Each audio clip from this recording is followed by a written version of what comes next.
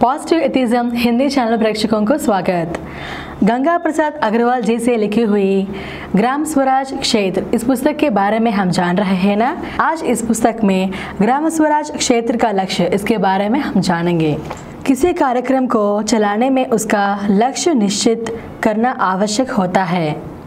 व्यवस्था परिवर्तन वालों को एक सपना, नए व्यवस्था का चित्र अपने सामने सतत रखना होता है। सर्वोदय आंदोलन ने ऐसा सपना, ऐसा चित्र अपने सामने रखा है। उसको अलग अलग नामों से जाना जाता है।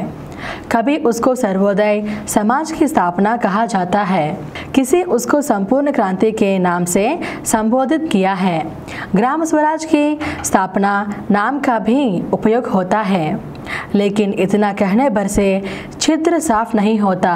उसका विस्तार करने के बाद ही लक्ष्य समझ में आता है। अलग अलग विचारकों ने उसको अलग अलग ढंग से समझाने का प्रयास किया है। उसमें से एक शब्द वाली है शासन, निरपेक्ष, शोषण मुक्त, अहिंसक समाज। इन शब्दों से कुछ स्पष्टता होने में मदद होती है, फिर भी पूरा चित्र उभर कर नहीं आता। इन शब्दों को भी विस्तार से समझाना आवश्यक हो जाता है। समाज में हर समय किसी न किसी प्रकार का शासन रहेगा। प्रकार अलग अलग हो सकता है। आज दुनिया में शासन व्यवस्था अलग अलग नामों से जानी जाती है। लोकतांत्रिक शासन प्रणाली, तानाशाही शासन प्रणाली, समाजवादी तथा समाजवादी शासन प्रणाली, ऐसे विभिन्न नाम प्रचलित है। विभिन्न नाम भले ही हो, इन सभी शासन व्यवस्थाओं का बुनियादी रूप केंद्रित शासन व्यवस्था का है। उसी के कारण दुनिया भर में इन शासन व्यवस्थाओं ने समस्याएं खड़ी कर रखी हैं। विषमताओं से लेकर युद्ध तक की समस्याएं इन्हीं सभी शासन व्यवस्थाओं की देन है। इनसे छुट्टी पाकर कोई विकल्प खड़ा करना होगा। सर्वोदय आंदोलन उसको शासन निरपेक्ष समाज कहता है। ऐसा शासन जिसमें केंद्रीय शासन का प्रमुख रोल नहीं होगा। प्रमुख रोल होगा प्राथमिक इकाई का, गांव के शासन का, परस्पर को जानने वाले समाज का।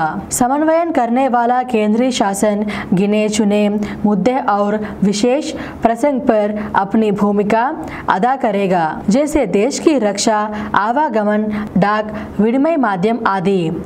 सामाजिक जिंदगी से संबंधित अधिकतर कार्य और निर्णय प्राथमिक इकाई था गांव समाज करेगा। जल, जमीन, जंगल का प्रबंध इन्हीं प्राथमिक इकाइयों का प्रमुख काम होगा।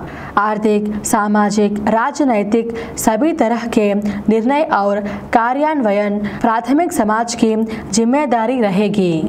प्राथमिक समाज केंद्र पर कम से कम निर्भर होगा। ऐसी स्थिति में ही सर्व को व्यवस्था में भागीदारी मिलने के साथ स्वस्थ समाज की स्थापना हो सकेगी। केंद्रीय शासन का समाज जीवन में कम से कम दखल होगा। नए समाज का यह राजनैतिक पहलू आज की अधिकतर राजनैतिक समस्याओं को हल करने में सफल हो सकेगा। अपराधीकरण, भ्रष्टाचार, दमन, उनमें से कुछ प्रमुख समस्याओं का यही हल हो सकता है। गांव समाज खुद अपनी व्यवस्था चलाएगा। राजनैतिक व्यवस्था के साथ समाज के आर्थिक पहलू को भी सोचना होगा। शोषण आज की आर्थिक व्यवस्था का प्रमुख परिणाम है।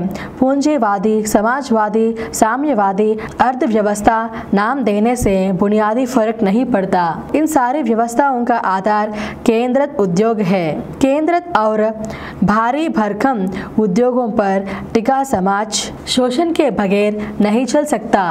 सारी दुनिया उसका अनुभव कर रही है। मुट्ठी भर बहुराष्ट्रीय कंपनियां पूरी दुनिया को बेरोजगारी, अभाव और महंगाई से पीड़ा दे रही है। विकेंद्रित अर्थव्यवस्था उसका शारतीय इलाज है। जीवन आवश्यक सामग्री के उद्योग गांव-गांव से चलाने होंगे। रोटी, कपड़ा और मकान की समस्या बुनियाद में बसने वाले समाज को आत्मनिर्भर बनाने से हल हो सकेगी।